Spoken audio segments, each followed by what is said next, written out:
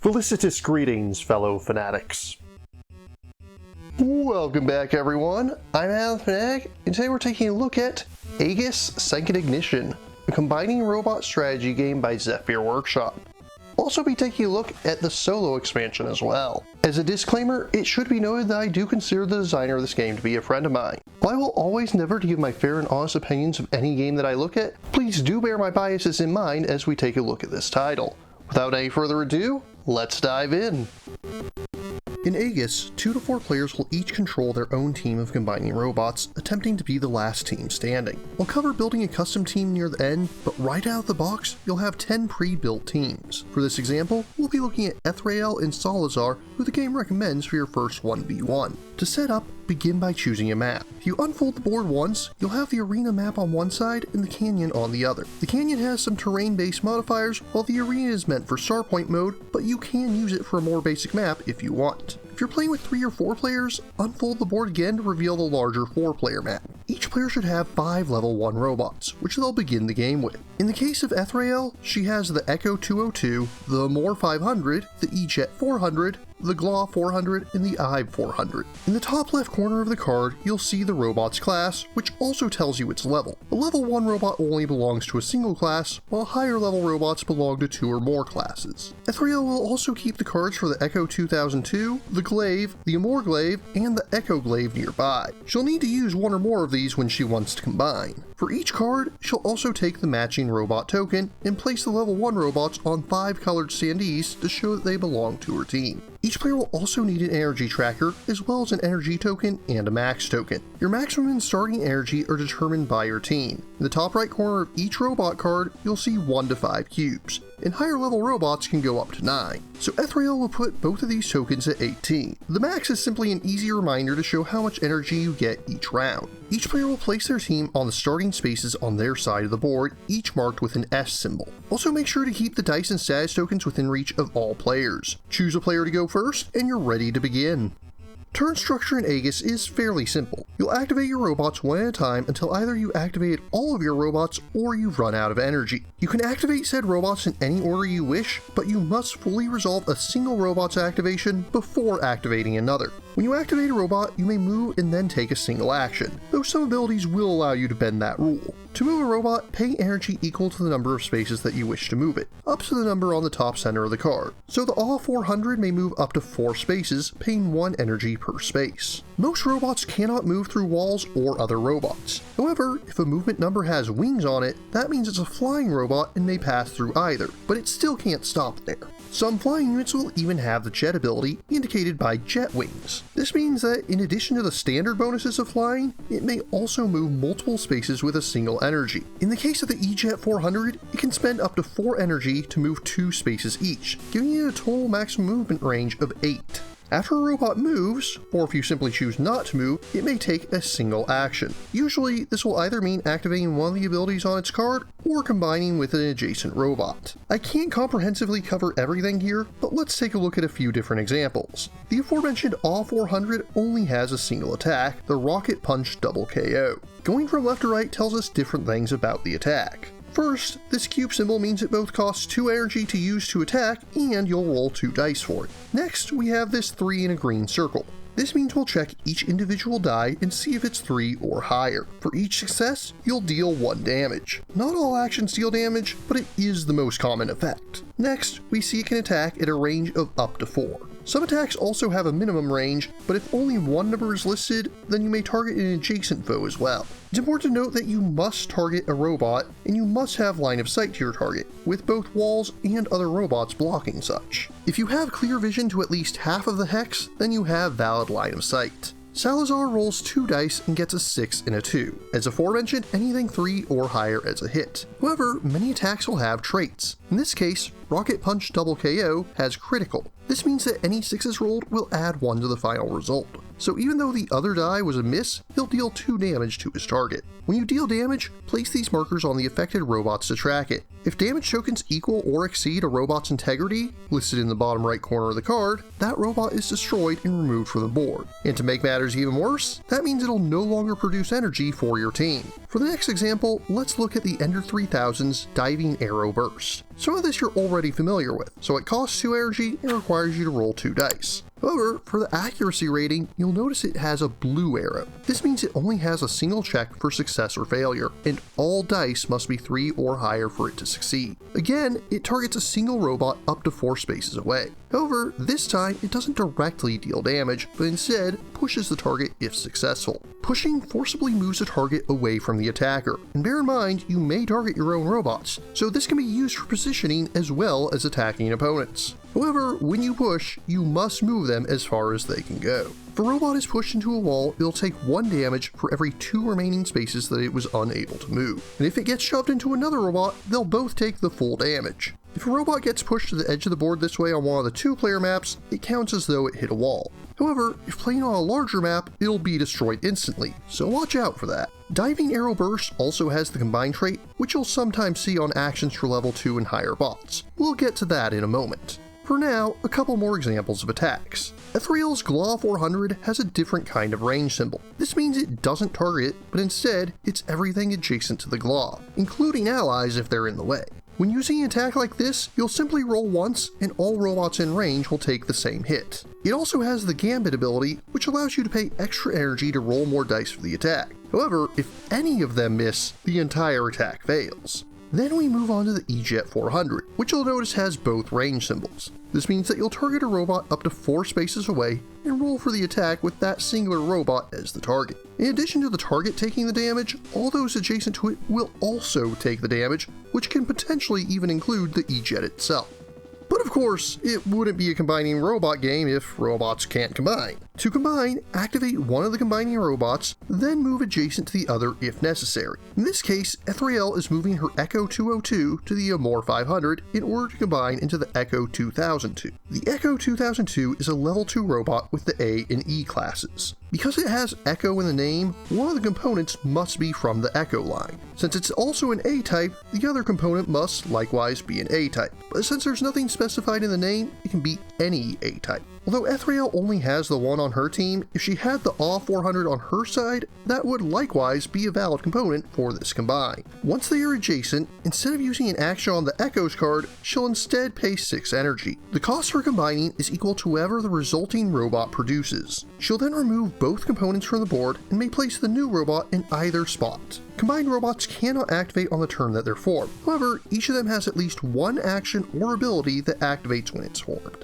In the case of the Echo 2002, it allows Ethriel to choose any one of her other bots and immediately move it up to its maximum speed for free. If we go back to Salazar's Ender 3000, you'll notice that it has Combine on its Diving Arrow Burst action. When this robot combines, that means it'll take that action and automatically hit its target. No need to spend energy or roll dice. The actions can still be used on later turns, but all future uses must still pay energy and roll dice for accuracy as normal. Once a player has activated all their robots, or if they're unable or unwilling to activate any more for the turn, play passes to their opponent. At the start of a player's turn, they'll clear all buffs and debuffs from their robots, such as attack or defense modifiers, and they'll restore their energy to maximum before taking a turn of their own. Battle will continue back and forth like this until either team hits 4 or less energy production. If at the start of your turn you cannot produce at least 5 energy, you no longer have enough to operate your robots and lose. Thus, the remaining player is the winner.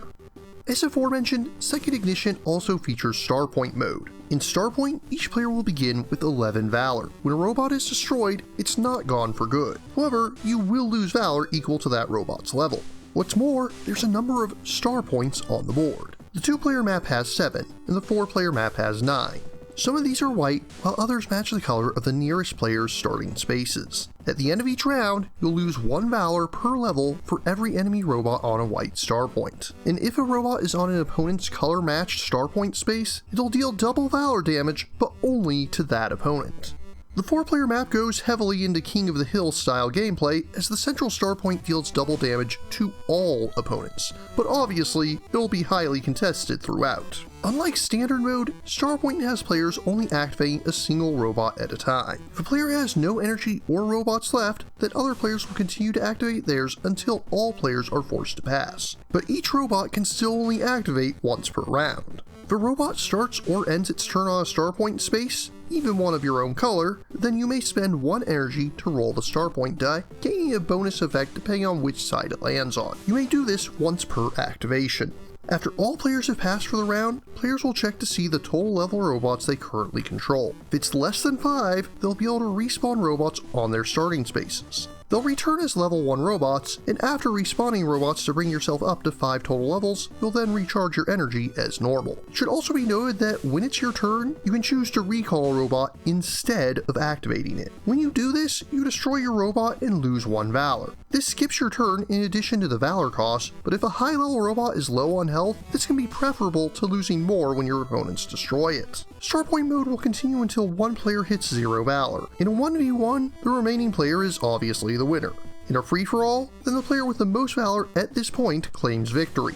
The other major addition to Second Ignition is the solo mode. Second Ignition comes with 4 solo bosses, while the mini expansion includes those 4, as well as 4 others based off of the first Aegis box. Although you can use solo bosses against teams from either or even both boxes. To play solo mode, use the 1v1 arena map. If you're using Aegis 1, there's special rules for using the area control terrain pieces in place of star points. Since we've been using Salazar for earlier examples, we'll use the Ender Shaw as the boss. Look at the back of the boss card. In this case, we'll place the Ender Shaw on Starpoint 7 and the Gon tokens on 3 and 6. If using Second Ignition without the solo expansion, you won't have the oversized standees for the bosses, so just use the regular Ender Shaw standee instead. Next, you'll need to construct a deck of minions for the boss. In this case, it's recommended you use an A.E.G.I.S and 2 G-type robots, as well as an A.S, E.G., G.I, and E.G.I. Alternatively, you can simply use a team deck. Unsurprisingly, it recommends Salazar's team. Shuffle them up before starting. You'll also have a deck of 12 solo Rondo cards. Shuffle these up as well. Set up your team as normal and set your Valor to 18. And with that, you're ready to begin. Each round begins by revealing a number of solo Rondo cards from the top of the deck. For easy, normal, or hard mode, you'll reveal 2, 3, or 4 respectively. This not only means that the boss will attack more often each round, but you'll also have less time to defeat the boss. Once the deck runs out, if you haven't won by the end of that round, then you lose instantly. In this case, we drew E, A, and Phi. There's 2 cards for each class of robot, plus 1 copy each of Phi and Omega. The player will always take the first turn each round. You'll have a pretty good idea of what the boss will end up doing on its turns. You'll alternate activating your robots with the boss activating one of its cards in the order they drew them. In addition to being able to use your robots in any way you could during a standard game, you can also recall a robot in the same manner you would in Starpoint mode, paying 1 Valor to remove it from the board. Unlike Starpoint mode, you'll only lose 1 Valor anytime a robot of yours is destroyed, regardless of level. You may also pay Valor to activate various abilities, including changing the results of rolled dice, giving yourself energy, or allowing you to break sequence to immediately activate another robot. Once the boss activates, you'll look at the card it has. In this case, E. You'll start with the boss itself. E activates the Bahamut Blazer attack. It'll target the highest level enemy it can, and if there's a tie, then it'll go through potential targets alphabetically. The boss and its minions never pay energy, but they do still roll for accuracy. After that, it'll activate all minions that match the class of its current card. However, since its only minions currently are Gon drones, it'll instead summon a new minion. When this happens, you'll draw from the top of the deck. Since there's no other minions on the board or in the discard pile, it can't use the Ender 3000 and will instead draw again. This reveals the AW 400. You'll roll 1 die and place it on the matching star point. There's a robot on that space already, move clockwise until you find an open starpoint space. On the Ender Shaw's next turn, it has an A, which gives it a pretty similar turn to the last one. However, this time around, it'll activate the AW 400. Unlike normal players, minions will attempt to take an action and then move if there are no valid targets in range. On the third enemy turn, we have the Phi card. The Phi and Omega cards are especially nasty, as they not only activate the boss, but all of their minions as well.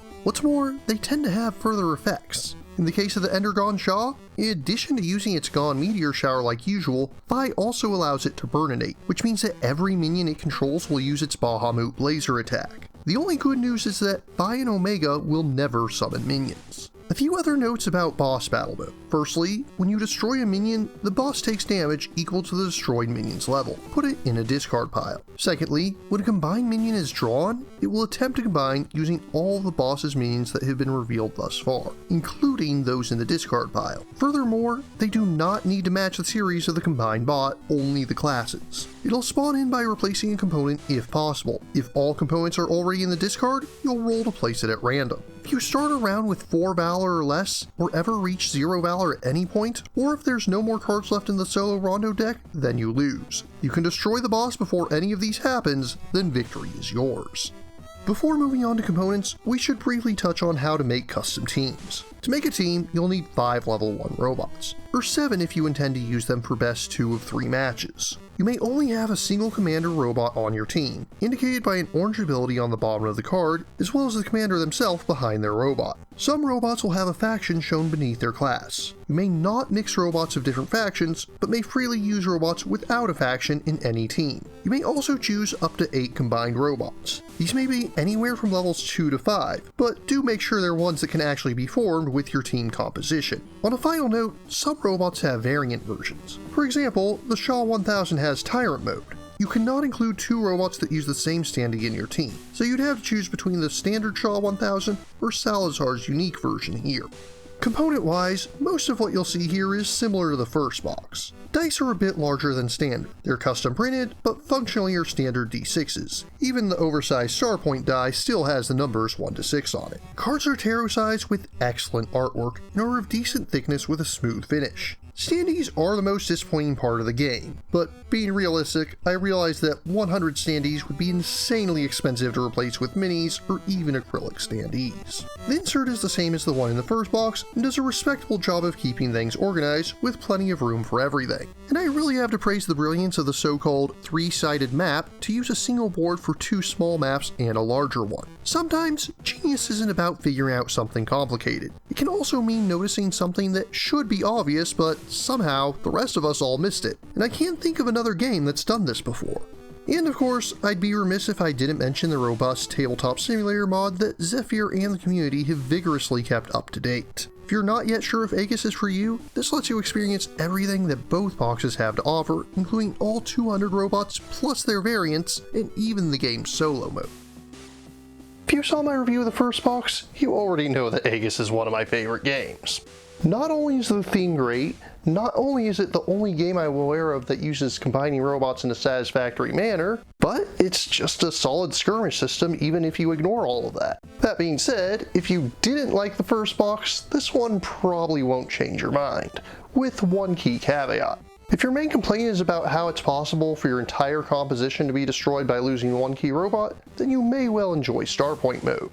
That being said, aside from Starpoint mode and the solo mode, it is basically more of the same. More robots, more commanders, more abilities, more maps. If you can only pick up one box, I do think Second Ignition is the better option. Even if you don't plan on using the extra modes, it's simply a more refined experience. The 3-sided board gives you more variety for the maps, and it definitely feels like they're leaning more into the 1v1 side of things, which is where I feel that this game shines strongest. Although, to be fair, I do think that of most games that don't involve kings of metropolitan cities. As for the solo expansion, it does a pretty good job of capturing the feel of the base game, while still tweaking things enough to be a satisfactory challenge. I am kind of disappointed that the bosses in Second Ignition are for the ones from the solo expansion. They're identical to the ones in the solo expansion, which means only half of them are going to be new to you if you have Second Ignition. Regardless, A.E.G.I.S remains one of my favorite titles, and one that I'll be returning to many times in the future. In conclusion, I find A.E.G.I.S Second Ignition to be worthy of an excellent 9.7 out of 10. If you're interested in purchasing A.E.G.I.S, my first suggestion, as always, is to check with your friendly local game store to see if they can get it in stock. If you're unable to find it, or simply wish to learn more, links are included in the description. But what about you? What do you think of A.E.G.I.S? What's your favorite robot from the series? If you have any questions, remarks, or posting points of view, leave them in the comments down below. And don't forget to like, share, subscribe, and ring that bell. And if you really enjoy my work, please consider funding my channel on Patreon. Until next time, farewell, fellow Fanatics.